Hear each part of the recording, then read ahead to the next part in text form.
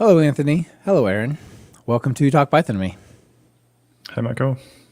Hi, thanks for having us. It's great to have you here, Anthony. Always good to have you back on the show. You're one of the most popular guests, and we'll see where it lands, where this puts you in the list. But you're right near the top of the guest page out of all of them. I love having you on the show. Thank you, and Aaron, welcome. It's great to have you here. So. Yeah. Even though you've been on a bunch of times, Anthony, maybe a real quick introduction, just who you are, for those who have not met you yet. Yeah, I'm Anthony Shaw. I work at Microsoft. I'm the lead Python advocate, and I do a whole bunch of open source projects. And I wrote a book called C Python Internals, which is how most people know me these days. Yeah, that's me. Awesome. Yeah, so we're going to talk about more CPython internals, or maybe putting Python inside of .NET. I don't know. Something's going into the internals of the something else. We'll figure out which way that goes. It's a very cool project. Hello, Aaron. Tell people a bit about yourself. Sure. Well, I'm definitely the odd one out here. I am someone who has pretty much never written Python in my life. I now know a bit more about it, having worked on this project with Anthony. But I'm a .NET developer by trade. Been doing that for longer than I'll admit on a recorded audio. At least 10 years. Okay, got it. Yeah. Yes, we'll go with at least 10 years. I'm setting a lower bound for us. That's a good one. Yeah, but I also work at Microsoft. I'm in a team adjacent to Anthony's, doing advocacy around .NET, otherwise I also write JavaScript, so I do everything I can to avoid having to get into the Python space in my time. And yet here you are. And here I am, yes. Amazing. Yeah, so it's a different world, right? Coming from .NET, that's guaranteed static typing, a lot of semicolons, a lot of ceremony around the types, and then Python kind of says, hold on now. And white space. Python loves its white space. But then again, like I have a very soft spot for F#, so I'm not I kind of get the white space significance aspect of a Python language, but at the same time, I do miss my curly brackets. Yeah. The trick is if you use a good editor, you don't really notice it. If you don't, it's pretty bad. Yeah. So use a good editor. I mean, that's all there is to it. Anthony, what have you been up to? What's new in your world? I've been up to this project for a few months now. Is this primarily what you're focused on? It was for a few months, yeah. I'm trying to get ready we've got a massive conference, one of our two big conferences of the year coming up in a couple of weeks. So I'm working hard on demos to try and get ready for that. But is that .NET Conf? What is that? No, this is for Ignite. It's the partner conference. Oh, yeah. Ignite is so big. 15,000 people or something. Yes, exactly. I went to it pre-pandemic, and I think it was 30,000 people. Oh, wow. Yeah. It was in Florida, and there was a whole podcast row. So Microsoft had me out as one of like 10 podcasts or something. I thought, oh, what is this? I've hardly ever heard of this. I've heard of Build and some others, and I show up and I'm like, this is something else. Where'd all these people come from? It's a big conference. It's crazy. So yeah, I'm getting ready for that at the moment. But yeah, I've been working on this project for a few months. We kind of kicked it off in May. The idea kind of floated around in May at the Build conference, which is Microsoft's developer conference. After talking to a lot of different developers and people in Microsoft, we were kind of kicking around the idea of if we looked at this again, so like running Python code from .NET, like how would you approach it? I kind of had some ideas, put some ideas together, and then started working with Aaron on a really early prototype just to see like if it was even possible. And then we kind of got something working, chucked it in the bin, pretty much started again, and then redesigned it. And then, we've been sort of fiddling with it ever since. So, probably also, go ahead, Aaron. I was going to say that from my perspective, I said before, like I'm not a Python person, but as someone in the .NET ecosystem, looking at the the breadth of libraries that exist for Python. Like there's a lot of things that I would have loved to have used, particularly doing some of the AI stuff that we've been doing in projects recently. There's just not as many packages or options in the .NET space, so it's always been that like okay, well, if I want to learn this, the tutorial is in Python, or the package it recommends using is in Python. So it was always kind of like, how do we bridge that gap? Like, and that was kind of one of the early thinkings of just that's a clear problem space, right? Like a lot of people are learning that, but then going into the industry and maybe Python isn't the language that the organization they're working with is using. So how do we still have that a fundamental knowledge that they've gained, or the tooling they want to use available to them? Well, just think about me. I'm sure you have thought about how much of an explosion in possibility it is if you can say, and by the way, there's almost 600,000 other libraries, including the biggest community of AI-based resources that are now, as far as you're concerned, native to .NET, right? Yeah. But from the way you consume it, not the way it runs, is what I mean.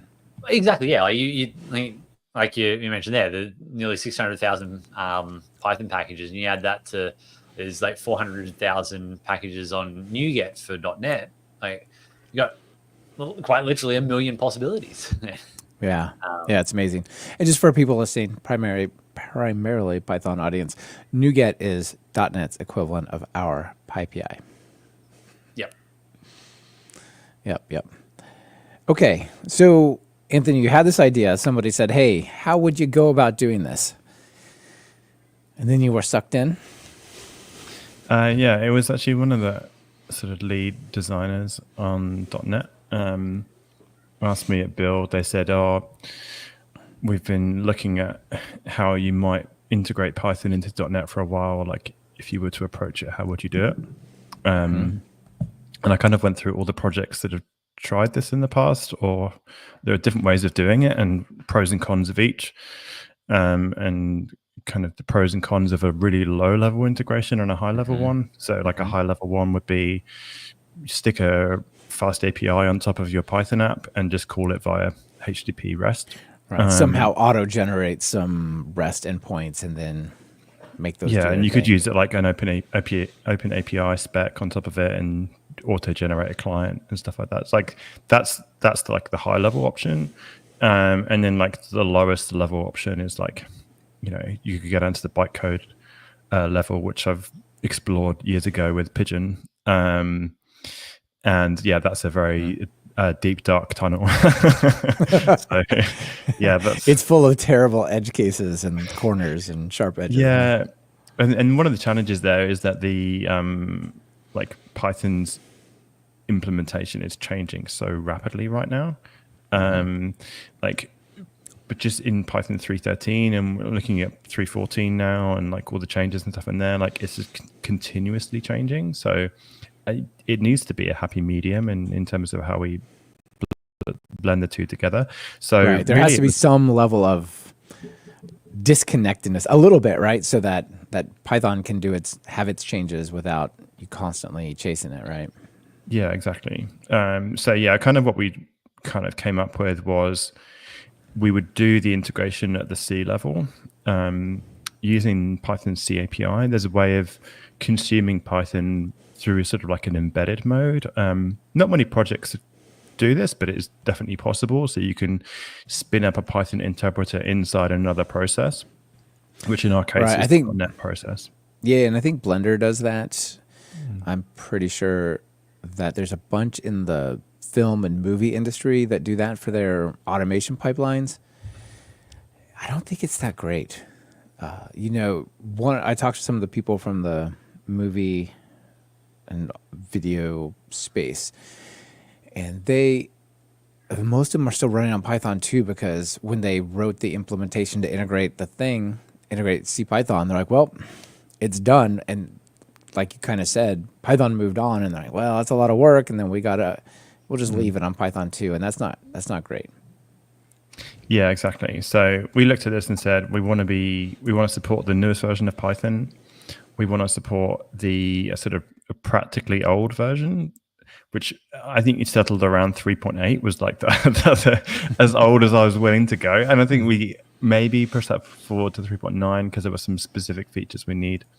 And on the .NET side, again, there's a lot of changes happening in .NET. Which Aaron, maybe you can share a bit more. But like, .NET's going through just as many changes. So we've got like two constantly moving platforms, and we want to make an integration between the two of them. So let's think about like, how can we do this in a way which is actually maintainable, and we can make it, we can test it and we can make it stable as well. Yeah, Aaron, one thing maybe you could speak to as part of this, people might know .NET as this Windows programming library that you use Visual Studio with, right? But it's changed a lot since then. There's .NET Core, there's open source, it runs on Linux. There's a lot of different things that have been changed about it, right? Yeah, and it's a fairly common misconception that we've got is that people equate .NET with Windows, and like historically, that's true. Like that's where I got started, is developing on Windows, and I'll be honest, I'm still a Windows developer. It's what my primary OS has been. I've flirted with Mac OS and Linux over the years, but Windows is just where I'm more comfortable with. But I think it's been a bit over a decade now since they essentially relaunched .NET. It was originally called .NET Core. Well, so now we kind of have these two streams concurrently. You've got .NET Framework, which is the one that is what we traditionally thought of as .NET. It ships kind of like with Windows and stuff like that. So it's very much designed around that longer tail support lifecycle and whatnot. It is fairly stable, but also getting minimalistic investment just because it has that kind of need to be stable and consistent year in, year out. So then we have .NET Core, or now we just kind of refer to it as .NET. Just naming things is hard. Let's be honest. But so we have .NET, and every year a new release comes out, and this is like a major framework, like a major revision to the runtime. So .NET 9 is actually coming out next week, at least at the time of recording. It's next week, and this is considered a short-term support lifecycle. So if you're familiar with support lifecycles of a lot of runtimes out there now, so like Node popularized this quite a lot now. I think Python is starting to adopt it a bit more, that kind of you have this yearly rolling life cycle, and you'll have long-term supports and short-term supports. So the long-term is every even number, so .NET 8 being the most recent long-term support. .NET 6 was the previous one, which is actually going out of support next week at the time of recording. And then we'll have .NET 8 and .NET 9, and to Anthony's point, then you've got two versions of .NET that we're trying to target to bring features. So we originally, very early on, tried to stop .NET 6 support because it was just going to result in too many variants in terms of very few features we might want to adopt. And then .NET 9, which is about to land, is going to bring in more features that we want to adopt. So then we need to start looking at, well, there are other things inside of .NET 9 we want to make available, and so hopefully those of you listening can understand some of the complexities that we're trying to tackle in what was in working out where we land from versioning standpoints, but also being realistic of where people are and developing their applications. Where we couldn't just target Python 3.13 and .NET 9 as the only supported versions, because to be honest, that's not where most packages are. That's not where most projects are going to be. So we have to make some calls there. Yeah, you do have to have a little bit of slack in there. Even for me and some of my web apps and stuff, I had to wait a few weeks to upgrade to 3.13 because some dependency of a dependency had something that had been removed, been deprecated for a while and was removed, and it didn't work. Like, well, try that again in a few weeks and see how it works. And eventually they caught up, but yeah, it's definitely a challenge. All right, Anthony, when we opened this, you mentioned there had been other attempts other ways. The one that comes to mind for me is IronPython, right? There's IronPython is a CLR implementation of Python, and that's a pretty big difference right there than what you're trying to. So maybe contrast it with some of the things that people have done previously. Yeah, so there's probably 3 projects I think that have been done previously that kind of sit in the same space, but they have different goals. So I mean, the main goal for our project is that there are loads of .NET developers that have existing applications. They are typically quite, it sits in the enterprise space, a lot of it. So they're like quite big applications. They've got teams working on them. And there's a technology in Python that they want to use. And that technology is often a package or a library or an example, especially in like data science now, and a lot of the ML and AI libraries that are floating around. So a lot of the idea for this and the demand from developers was from, we want to use these libraries, or we want to use this particular package in Python. And like, how do we import that into our .NET application? So like, that's kind of the angle that we've come at this from, which is like, how can we make the best of both worlds? Like, you've got a fast, mature enterprise application in .NET, and then it's like a piece of technology that's in Python that you want to use. IronPython is an implementation of Python written in .NET that was done quite a while ago, I think. Yeah. And yeah, like older versions of .NET, older versions of Python, and it's kind of similar to Jython as well. Like, I think put it in the same bucket as Jython, which I would as well, yeah. And at that time, a lot of people were making different implementations of Python, the language, in other frameworks. And so, yes, you can write Python syntax and run it in the CLR, but you couldn't do something like import NumPy. And that's the difference, is that most packages in the ecosystem these days are designed and tested for CPython. And this is, or at least they're tested for PyPI. But all the other implementations are pretty much a no. Like pandas, NumPy, scikit-learn, and like all the data science ML tools, especially the C interop type of stuff. Yeah, I've sort of written about this in the past. How Python's, but one of the solutions to Python's performance problem is that you implement extension modules in C, which is a great solution, or you use Python, which is the same kind of thing. Which is a great solution, but it just means that the ecosystem is more and more tied to CPython as the interpreter of choice.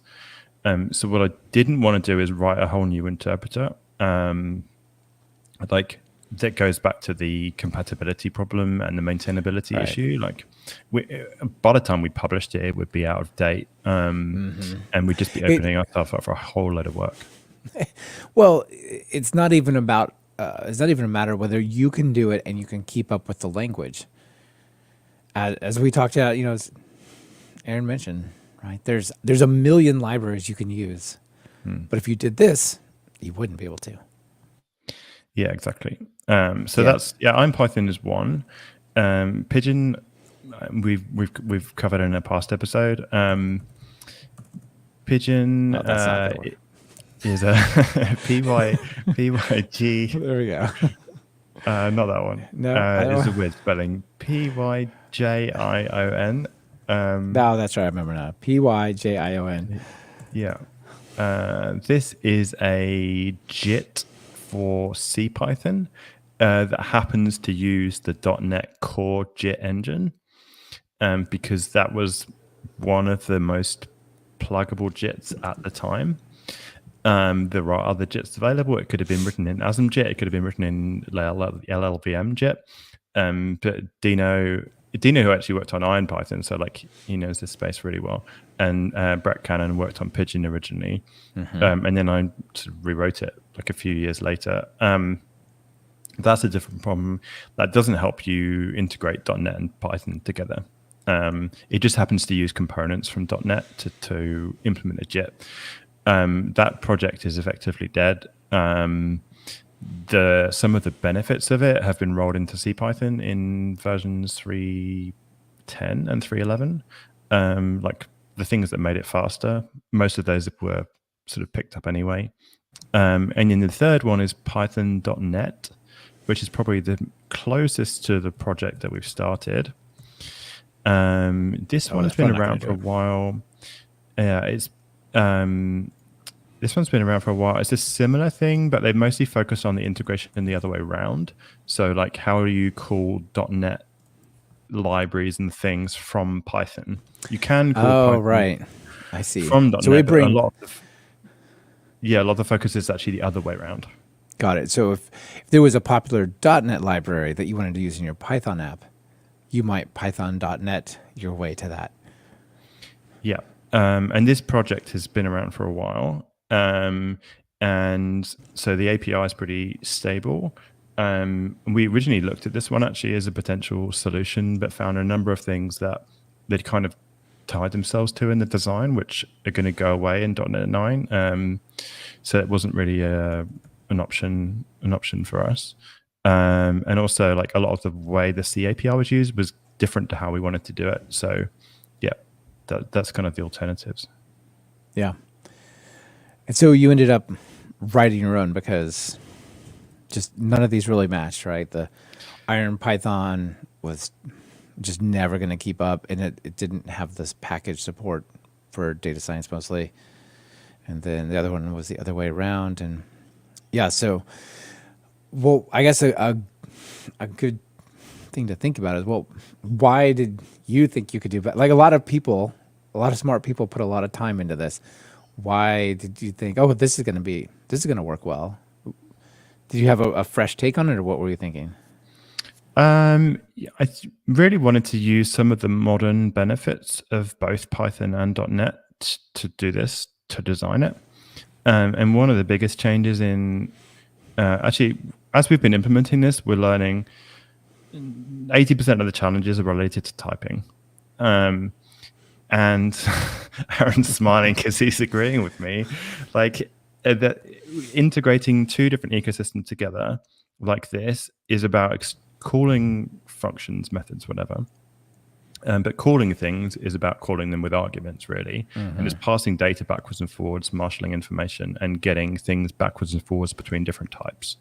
Like that's, if you integrated, I don't know, some function that you wrote in Python into .NET, you're going to be calling it with something. Like you're going to be sending it some data and expecting some data back.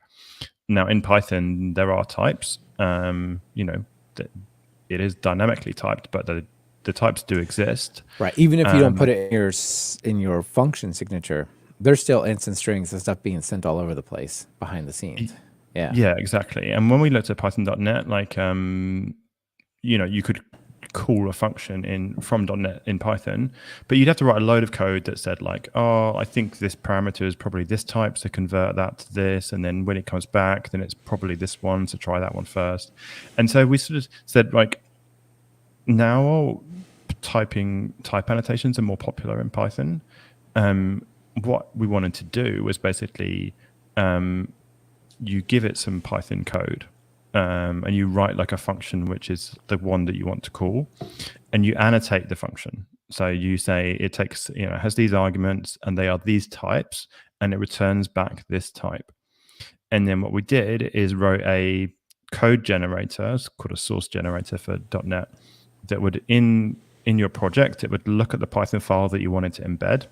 It would see what functions are defined, what their signatures are, and what types they take.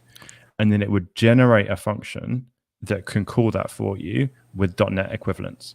And then it handles the marshalling, like the transfer of the types backwards and forwards between .NET and Python. And like that's most of the project is really about that particular problem. Okay, so it's leveraging the C API of Python to kind of talk directly to the runtime? Yep. Yeah, so you can write a function in Python, that takes a string, a list, and a tuple, and returns back a dictionary. Like it's a fairly common thing to do. Yeah. And you would give it type annotations in Python, and you drop that Python file into your .NET project, and you run build again, and you would see a type in .NET with the same name, with a function that is the one you just defined, and with arguments which are .NET equivalents to that, and you just call the function, and it just runs it in Python. How complicated can this data exchange be? Could I come up with my own types and exchange them, or do they have to be 6 or 7 core types? I think the data exchange is actually one of the really tricky bits, right? Here's a list of 1 million items. Why don't you copy them all over to a .NET type, run it, or copy it over to a Python list, run the thing, and then copy that back to a .NET list with one more item in it, or something crazy like that, right? Yeah, if you jump to the documentation and then in the reference page, there's a list of the ones that we support at the moment. So if you go on reference on the docs, stay still. There we go.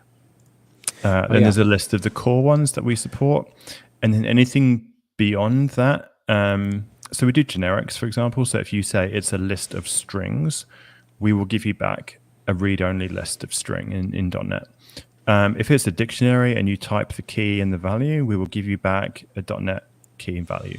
Now, in Python, often it could be an any, or it could be a union, or it could be something complicated.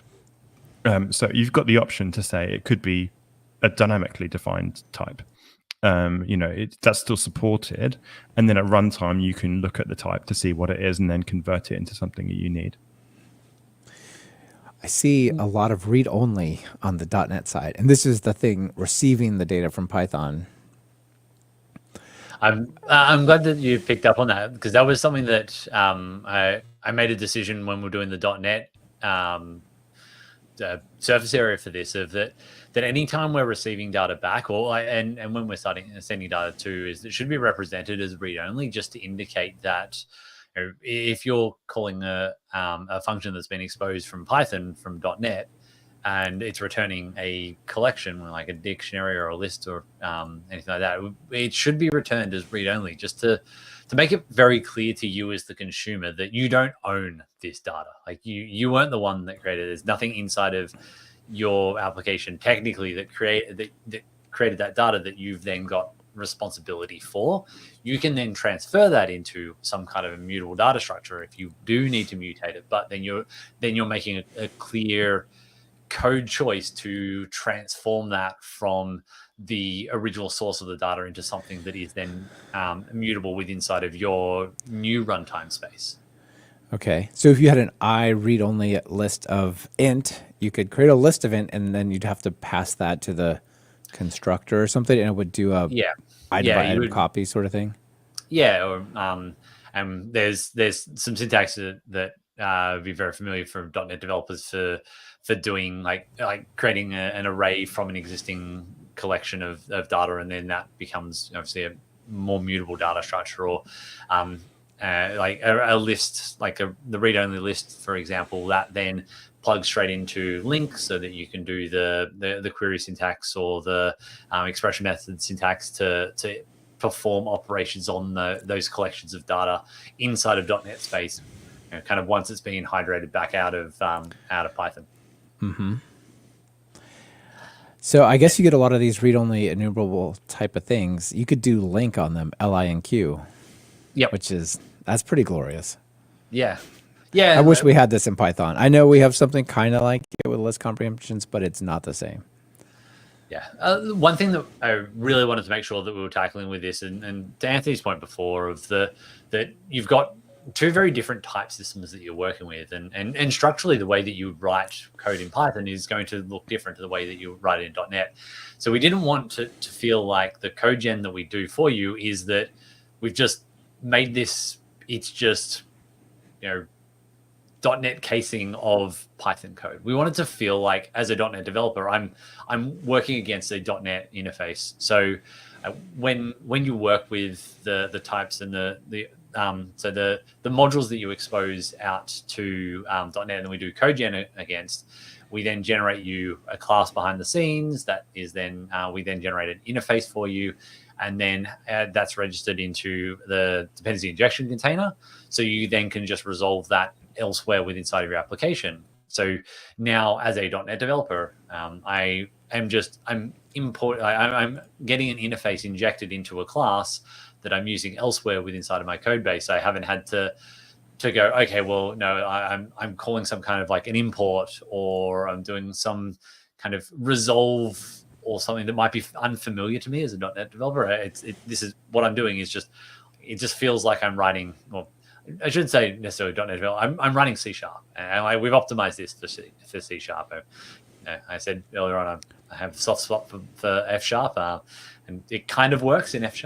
And similarly, if you're a VB.NET developer, but yeah, like we've optimized this to the kind of development experience you would expect when you're writing C# code. We just so happen to have you haven't written some of this C# code. We've just automatically generated it for you and injected it into a dependency injection container. Yeah, amazing. So when we're talking about exchanging this data, this is CPython in the same process. Is that right, Anthony? Mm-hmm. Yeah.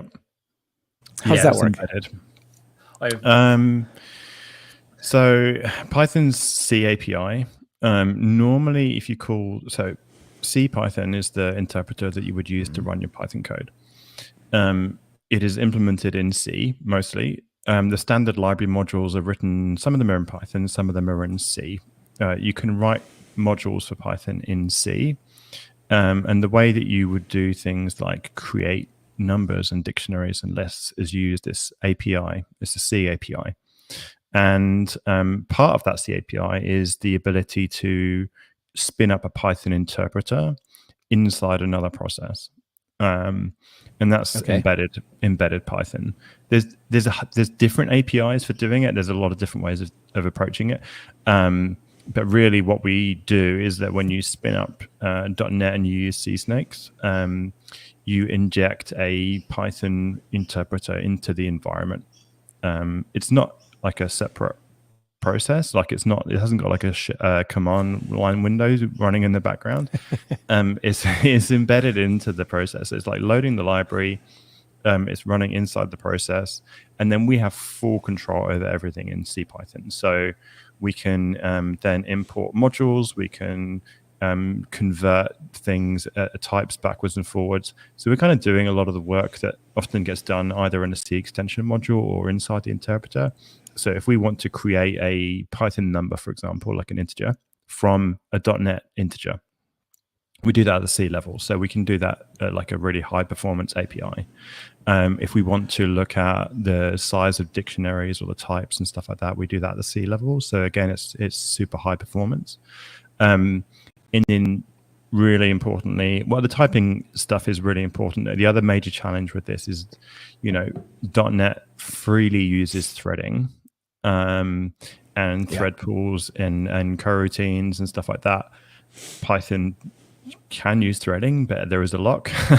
So you have to be really, really careful. And this is something I didn't see like a novel solution from the other projects that are looking at this kind of space about how they would tackle it. Or it was kind of based around like older styles of Python, and things have changed so much recently. So we kind of wanted to make sure that you could run this in a multi-threaded environment, whether that's like a UI, for example, like a desktop interface, or it's a web app. So like one of our demos is like is a .NET web app, like API, that each request can run a Python function if it wants to, and they're all running in separate threads in a thread pool in .NET, and you shouldn't have to worry about the GIL. Like you shouldn't have to know too much in terms of what it is and how it works. So we've done quite a lot of work to make sure that can happen. Yeah, that's amazing. Python has async and await. C# has async and await. They're similar, but not the same. Yeah. So can I have an async function in Python that is called by C#? No, not yet.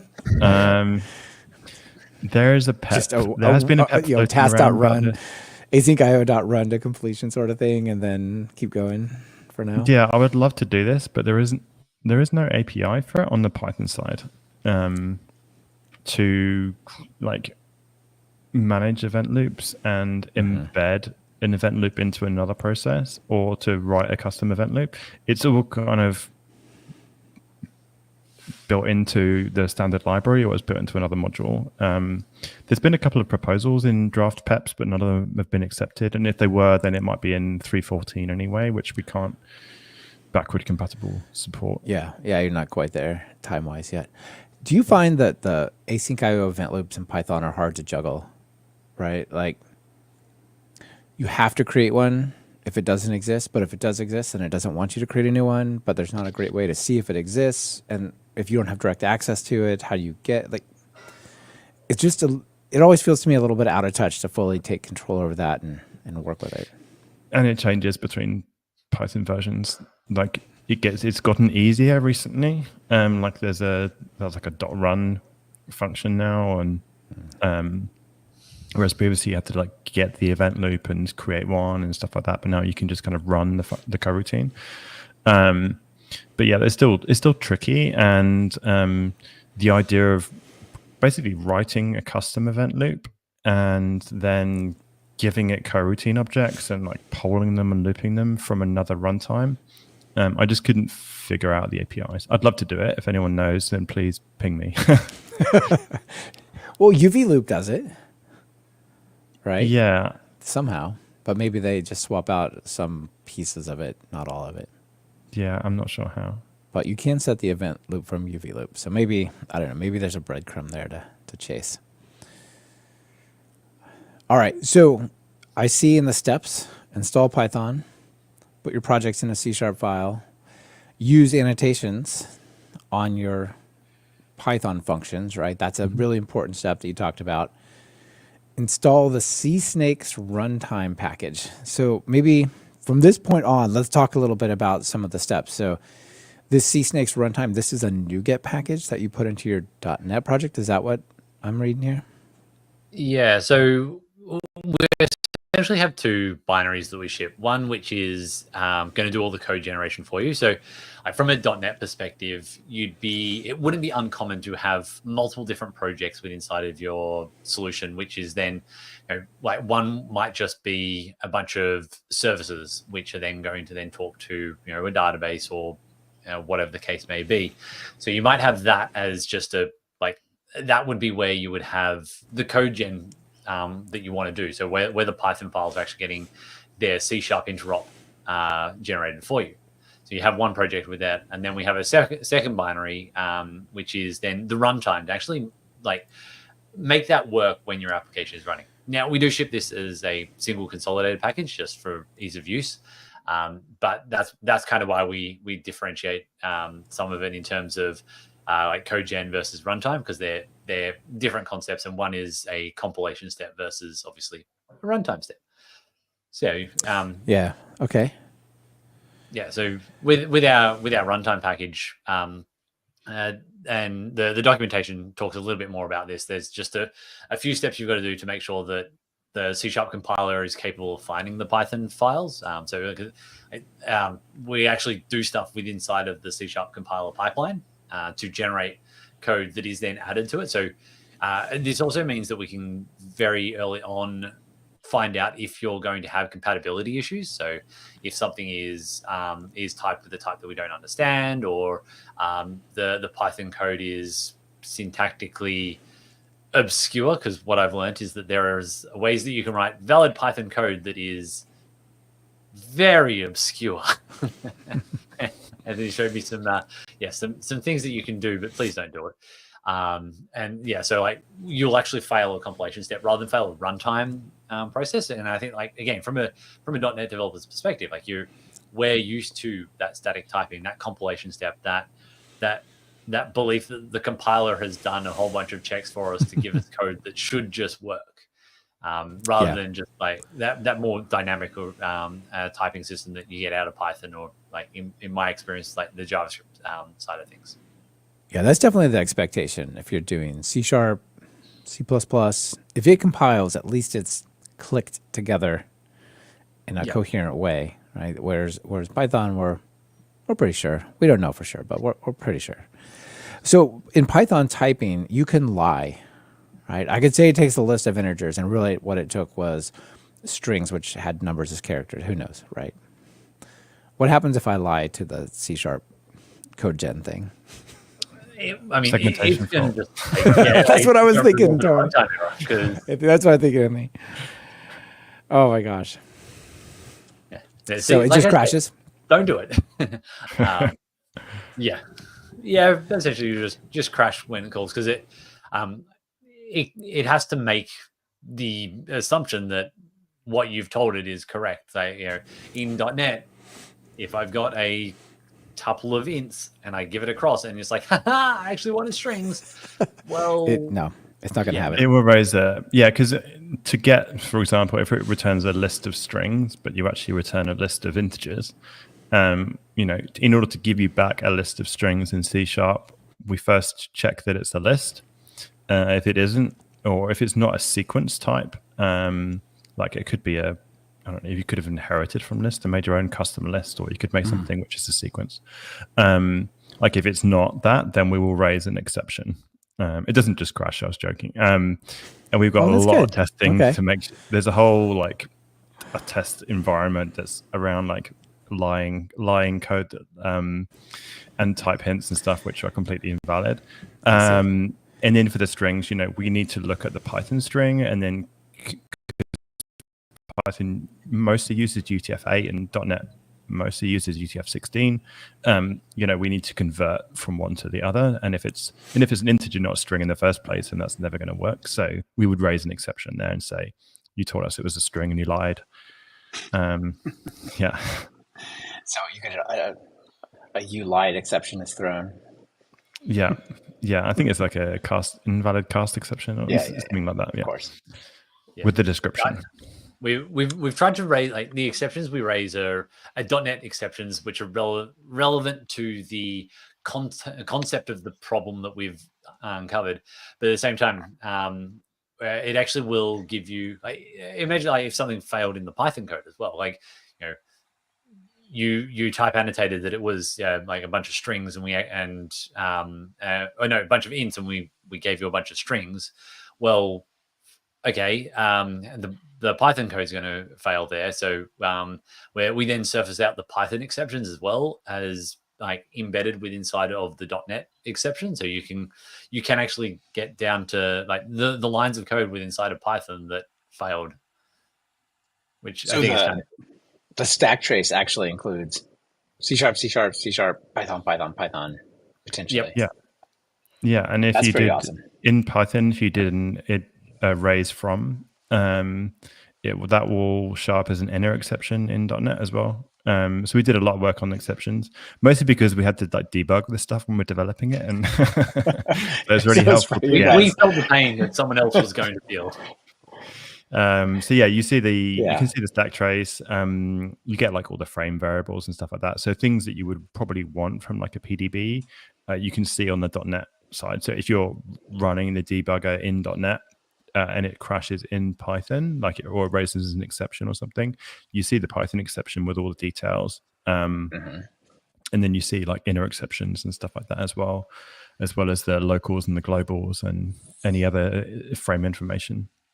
Yeah, I was pretty impressed when I saw that how integrated, how much it felt from both directions, kind of natural and not just bolted on.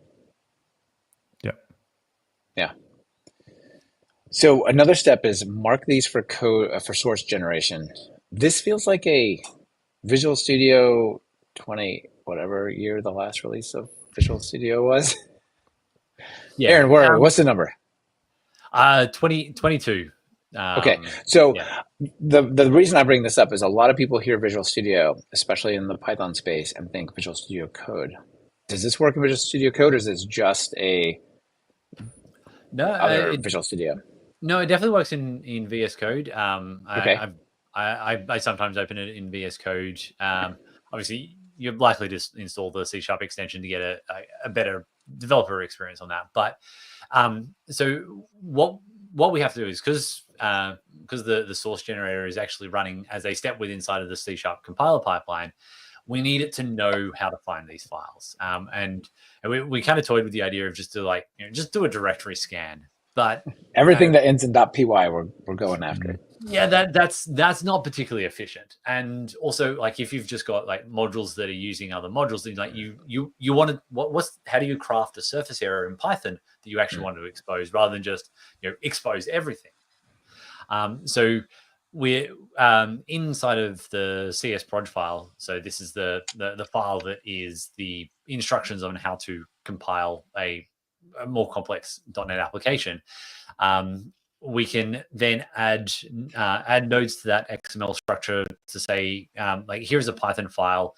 Annotate that for the C# compiler to pick up, so that when the source generator hits it hits our steps, it goes, okay, I'm going to find all of these additional files that you've said I need to be aware of, and then I can read them in. And it's actually got some optimizations for how, like, internally it will read that file in, rather than us then having to do file IO or anything like that. So it's more intrinsically aware of them, and that it will make those available so that it can then generate out the code, rather than like I said, us having to try and guess what Python files you want available. Like, they have to be in a special folder, or they had to be named a certain way, or we just directory scanned everything that ended with .py. Yeah, you want to be really careful about which ones you're trying to do this to, because they require type annotation, and you don't want to just expose all the guts of some bit of code. You want to maybe talk about the surface area, right? Yeah. As .NET people, you have these protected private, internal, etc. things. We don't talk about them in Python. You want to be consistent with that, right? Yeah. So, Anthony, it says last step to instantiate the Python environment. This feels almost like an import statement. Then you use it namespace style later. Do you want to talk about that real quick? Yeah, so Python, so in order to start, like, to embed Python into the .NET process, you need to create a Python environment. And there's a few things we have to know, like, where is Python installed? What version is it? Do you have a virtual environment? Is it just like the global environment? Do you have like packages? There's like additional things that we need to know that you would have, in Python, you would have kind of set those elsewhere. Like, if there was a virtual environment, you would have activated it. If you were running Python, then you would have set which version it was and where it's installed. So in .NET, you haven't done those steps. So we need you to tell us, like, which version of Python do you want to create, and where is it? And we've created a whole bunch of code to help you find it. And the UV team actually have been solving a similar problem with, like, spinning up Python and running Python. So I'm kind of curious to see, like, how they've tackled it. And we might even try and look at bringing UV in as one of the mechanisms for finding Python for you, because it's such a complicated problem. Yeah, it's something I wanted to talk to you about. Is you've got to have Python installed, and you've got to get the dependencies, and we're not going to install Python for you.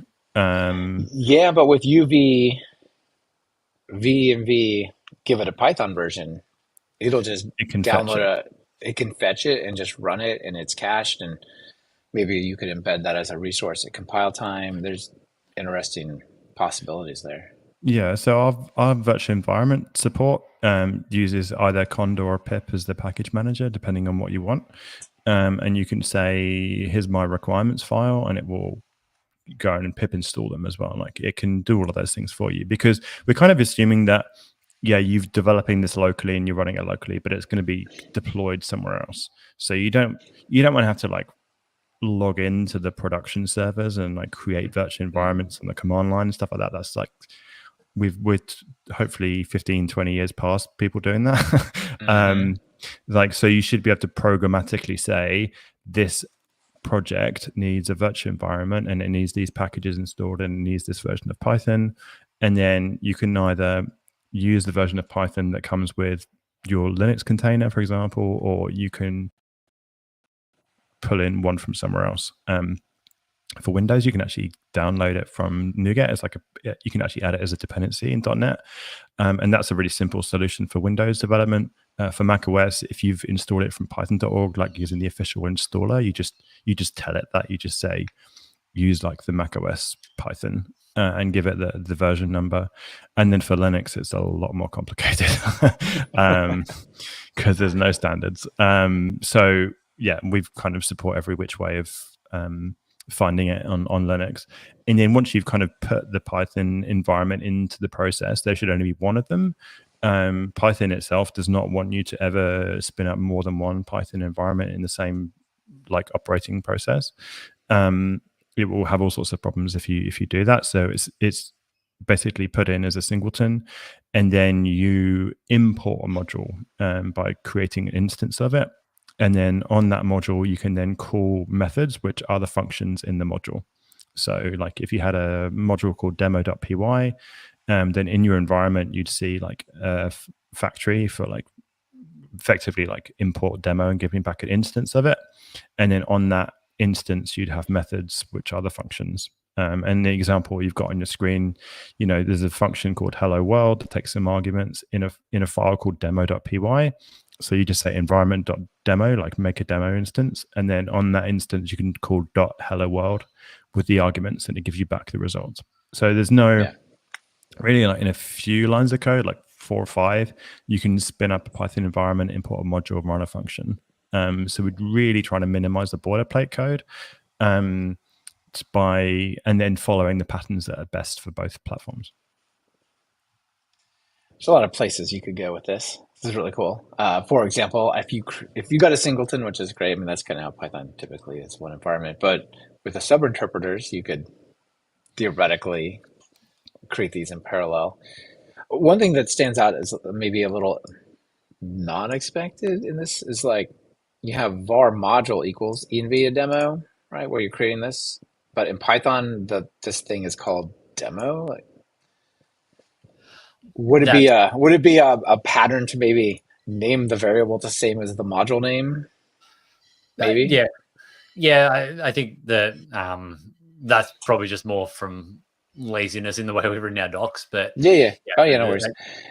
And what we're probably lacking from, because this is obviously docs and just markdown code, is that when you so we would get back our IPython environment from our dependency injection container, and then things like the demo method that's exposed there would then return an idemo, I think it is, or and that is then the representation of that demo.py file that you've imported. So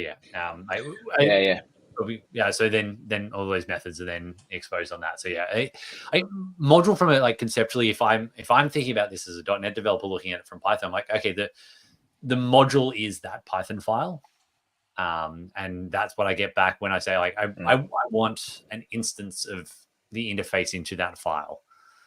And that's what and it doesn't matter how I feel about this as a Python person. It matters how .NET people feel about this when they look, because this is C# code. That's their code. That's their world. It just so happens that CSnakes makes it really nice and possible to talk to the Python world. Yeah. So one thing I wanted, maybe you could spend a couple minutes talking about this, Anthony, is I saw an example where you showed integrating OpenTelemetry and ASP.NET and Postgres and all sorts of stuff together, not just a hello world sort of example, which shows some really cool stuff, but maybe doesn't convince people that they could do cool stuff with it. You want to just maybe talk us through some of the moving parts of that to give people a sense of a more realistic example? Yeah, so we have another demo, which is a web app. It's in the project. It's this is kind of what we thought was a more realistic integration example. So you've got a web app written in the front end's written in HTML and JavaScript. The API is written in .NET. You're using Postgres as the database, and you've got like a feature that you want to add to your app where you want to use some Python libraries and some Python code. And we were looking at weather. Everyone loves the weather demo. So just real enough. Come on, it's just real enough. It's The almost weather wrong. demo is like the canonical .NET demo of like when you do file new API projects. Like, here is a weather app. So, like, from a .NET developer, I feel very much at home. You're already on board. Okay, got it. Yeah, we're creating the one that people would expect. Now, on the .NET side, we also said, right, again, let's be realistic about what people would want to do, because like modern applications, you would write the API in ASP.NET, and you would, have API endpoints that you would and routes and configure those, and you would have probably a relational database like Postgres or SQL Server or something as the storage environment, and then now we support open telemetry in a platform called Aspire, which Aaron can probably explain in a second. So open telemetry is a new standard for like tracing and instrumentation and observability generally of applications written in any language. And in .NET, you can have so for this app, for example, like, somebody makes a request to the web app, and you see the request come in and all the timing, and it doesn't need log records in .NET, or if anything crashes, or like it's all associated with the same request. Now, if we're going to spin up and run a Python function, and in Python you do import logging, logging.info or logging.error, like where does that go? Because you've just logged something in Python. Does it just disappear into the ether? Is it like it goes into the terminal output of the container it runs in? Who knows, right? Yeah, exactly. Like it would be kind of useless and not easy to manage. And we're coming at this at the angle like people write big enterprise apps in .NET, so like they would expect that they do logging and it's all in the same system. So this demo basically says, okay, one of the API endpoints on .NET, it runs a function in Python, which, spins up. It uses pandas and as a data frame to look at the weather, and it calculates some averages and shifting means and stuff like that to give you back like a prediction for what the weather's going to be like this week. And we just use Seattle as the data set because it's easy, because it's always going to rain. But and then it's not actually, most of the time it doesn't. That's not fair. So it runs that in Python, and in the Python code, we use OpenTelemetry to show the trace of it talking to the database, and we use Python logging, and that log information and the trace information all gets put into the same trace. So from .NET, from start to finish, you see the request come in on the front end, you see the .NET code executing, you see the Python code, and then if Python crashes or if the logger entries go in, they're all in the same environment. So in like an open telemetry dashboard, you see the whole trace across both .NET and Python all in the same environment, and you can just use logging as you would normally. And .NET Aspire comes with a free open telemetry dashboard that you can run locally. It's like a Docker container. It's really nice to save you kind of spinning up Jaeger or something. Yeah, this is really cool because you've got an ASP.NET API, but then when it's called, it uses one of these CodeGen, CSnakes, Python integrations, but a lot of stuff just flows through, like the Postgres connection string flows through, the OpenTelemetry context flows through, the logging kind of goes tangentially off. Then it talks to the database in Python, and then it returns back. And your example uses just pure SQL connections and stuff, but Psycho PG2. But you could use pretty much any ORM or anything, right? There's no real constraint there. Yeah, and it uses a few modules which are tricky, like pandas and PsychoPG is anyone who's deployed that to production in containers or in different environments knows it's hard, because it's like which binary do you use, and like importing it is hard, and you need libpq, and like it's a bit of a nightmare.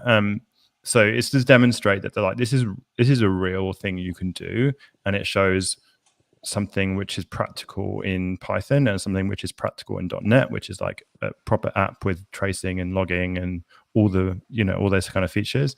And on the Python side, we're using pandas, which And we're using NumPy, which is a C extension. We're using PsychoPG, which is like depends on a whole bunch of like third-party libraries as well, and stringing it all together, and it just looks and feels seamless. Like you see the demo working, and you would never know that the weather prediction comes from Python, or even that it's running in this way. Like it just looks like and is implemented like it's part of the same API. Just call a function in one of the libraries and off it goes. But yeah, it's all connected together like this. All right, I'll let either, we're about out of time, but I'll let either of you take this. That was a web example. What about something like WPF or Maui or any other desktop app? Possible? Yeah. So because I'll talk about Maui because obviously that's the more modern UI framework we've got. Give a really, really quick definition to listeners who probably think of that as part of Hawaii. It's kind of the next evolution of Xamarin, which people may be familiar with, of a way that you could do cross-platform UIs.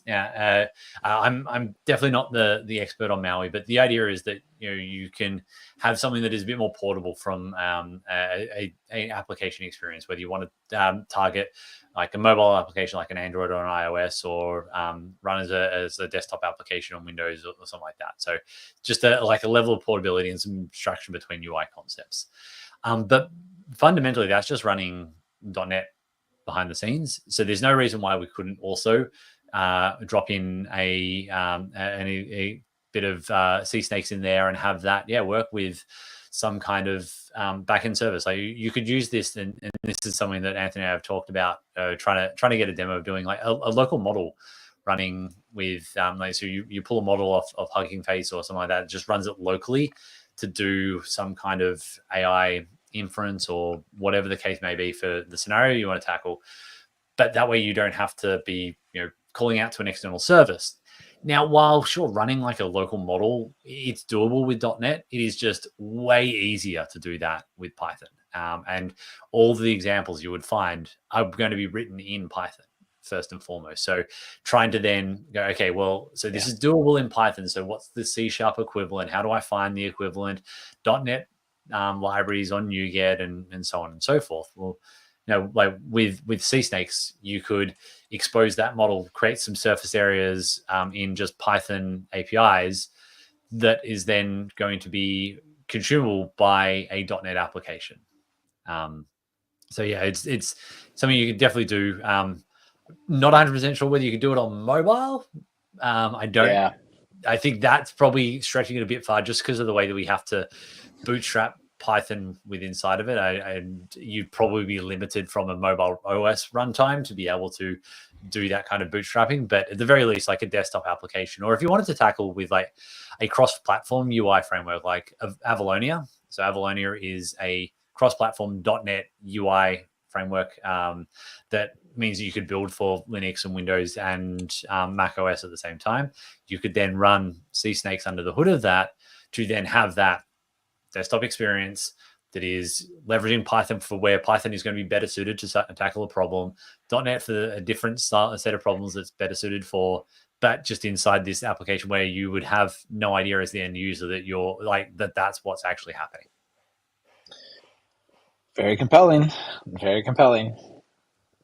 All right, Anthony, let's close this out with one final thing. I think this is important and we haven't really touched on it yet. You guys started the conversation by saying this is really important for data science, right? Data science use cases.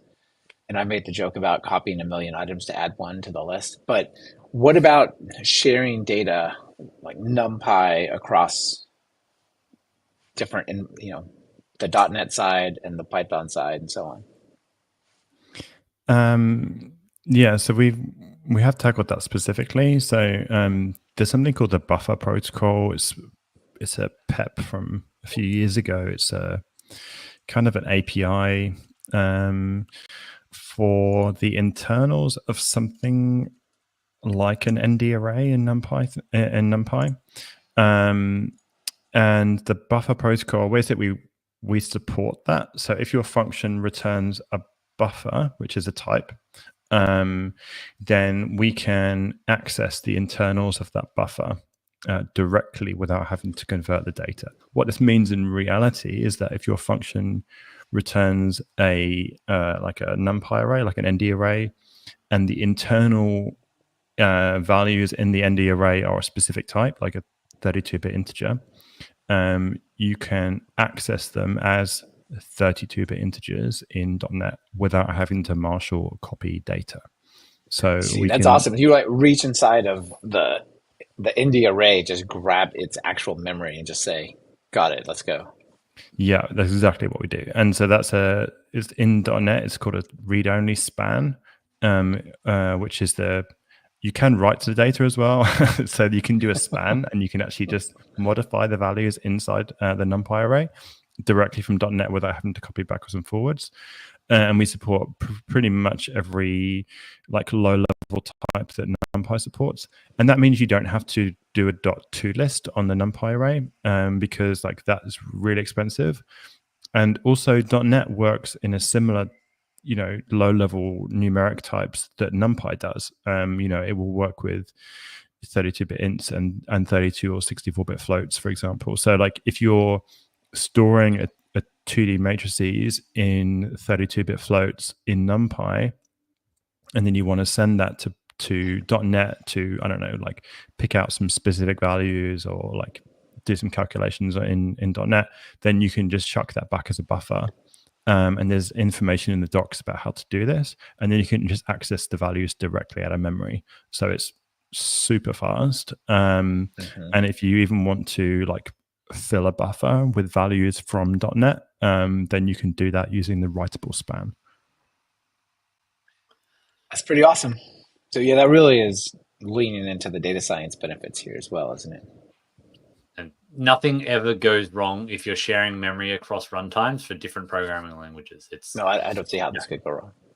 Yeah, perfectly fine. And that's why I pushed to make sure we supported read-only span. Yeah, right. Okay. No, I think it's great. And the UI stuff with Avalonia is something I'm going to look at. That sounds really cool to play with. So, all right. Final thoughts, you guys. People out there are going, oh my gosh, I cannot believe we can finally do this with our .NET app and plug in some of the other things we're already doing in Python. Should they? Is it ready? If somebody were to take this and build a thing, is that a good idea or should they wait? Yep, they should download it, give it a go. The only thing we're possibly changing at the moment is the API based on feedback. We're trying to keep that as stable as possible right now. So we're only making changes that are backward compatible. And yeah, we just want to see more use cases and people can get more feedback. So yeah, please pull it, grab the samples, spin them up, build something, tell us what you made, and give us any feedback. Yeah.